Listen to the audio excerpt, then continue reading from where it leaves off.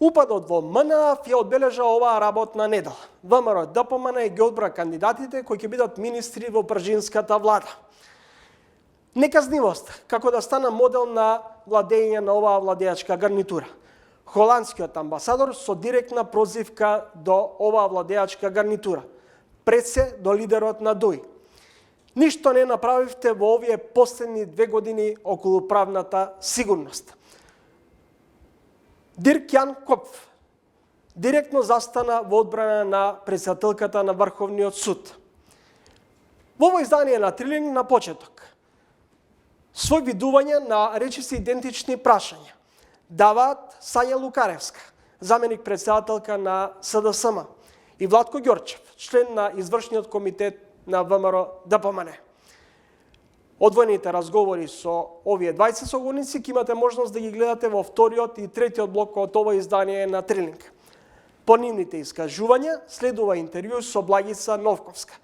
Што луѓето немаат доверба во македонскиот правосуден систем? Кај се грешките на владата на ВМРО ДПМН и ДУИ и сега владата на СДСМ и ДУИ? Видете, грешките се бројни. Таа недоверба не е од вчера, таа недоверба е со години и со децении и е оправдана. Но било кој грешки од минатото не се споредуваат со ова сега.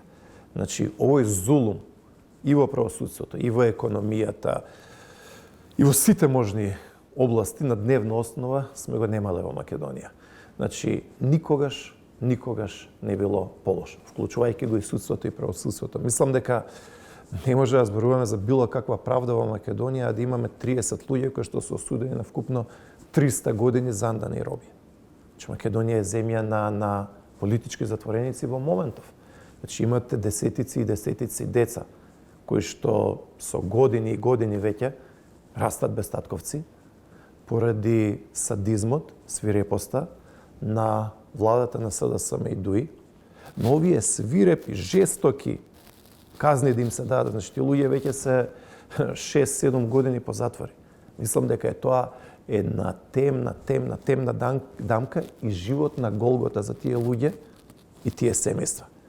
Значи, може би некој требало да има и казна и сето тоа, но да им се даде 300 години на тие луѓе да се осакатат тие нивни деца, тие фамилии, тоа зборува дека оваа Македонија која што ја живееме не е земја на слободата.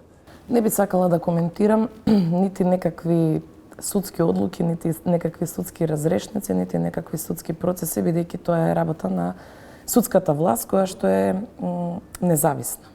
И треба да се разделат и судската и извршната власт посебно една од друга. Барем јас така функционирам. Кога сме кај зависноста, односно независноста на судската власт, кога една министерка вели, говорам директно, министерката за одбрана ќе рече судството треба да ја преиспита одлуката за МНА, дали тоа не е директен притисок врз судиите? Да, меѓутоа истата министерка кажа дека тоа е нејзино размислување и дека како функционер, како министер, нема право и не би сакала да делува врз било какви разрешници судски. И така треба. Исто и јас, например, сметам, и граѓаните сметаат дека може би имаше и треба да се преиспита судската одлука, конкретно во случајот со МНАФ. Но тоа е мое гледање како обичен граѓанин, не како директор на управата за јавни приходи, не како заменик председател на владеачката партија. Драстични реформи со радикални чекори во иднина треба да се спроведат во судството. Меѓутоа, тоа е независна власт и судската фела е исправена пред тој предизвик. Со сите своји мани и доблести. Затоа што ако јас сакам да имам една ефикасна и спремна даночна управа, тоа е обврска моја и на даночните службеници. А ако судството сакаме да го гледаме како сегмент од општеството кое што е независно, кое што е транспарентно, кое што навистина ги почитува законите и уставот, за тоа треба да се погрижат судиите, меѓутоа не сме да ја запоставиме и целата онаа поддршка од меѓународната заедница која што секојдневно ја слушаме, ја добиваме и секако секоја нивна критика најдобронамерно треба да се прифати. Дали ќе се оди на предизборна коалиција со ДУИ и заеднички изборни листи? Уште ги правиме анализите во делот на она што значи заеднички листи и што значи постизборни коалиции. Секако дека и за тоа навремено ќе ја известиме јавност. Треба да се направат големи анкети, треба да се направат обсежни согледувања на сите сегменти, затоа што можам да кажам за прв пат, ако се оди на заеднички листи, би имале еден ваков спој. Меѓутоа, секако дека сепак треба да се посветиме максимално на она што ни е битно, разумно, нашата цел, нашата стратегија и она кое што сакаме да го покажеме и во следниот мандат спрема граѓаните. Можно ли е по изборите, бугарско сценарио, формирање на влада, СДСМ, ВМРО, ДПМН, но во влада во која нема да партиципира ДУИ?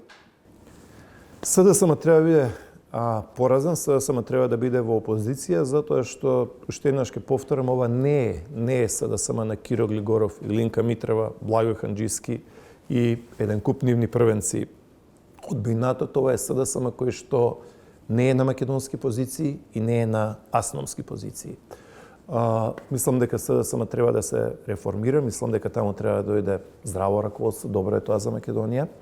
И она што ние во моментов, она на што ние работиме, она што сакаме да ги убедиме луѓето, дури и оние кои што се поскептични во однос на нас, тоа е дека битно е да имаме 61 пратеник, битно е да имаме стабилна влада, која што нема да биде уценувана, влада која што ќе има полн легитимитет и влада која што истовремено ќе работи и на консолидирање на македонските позиции, затоа што сите македонски црвени линии во изминативе 7 години беа буквално збришани, подизбриша оваа влада и оваа гарнитура со сите македонски позиции и внатре во Македонија и надвор.